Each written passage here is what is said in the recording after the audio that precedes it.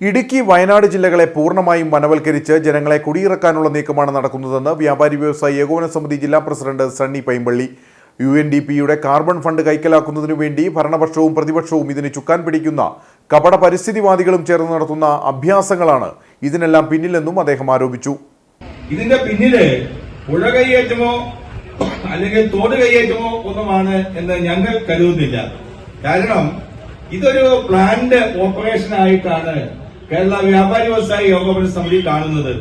കഴിഞ്ഞ 3-4 ദിവസങ്ങളായി വയനാട് ജില്ലയിലും ഇതേ പ്രതിഭാസത്തിന്റെ തുടക്കം കുറിച്ചിട്ടുണ്ട്.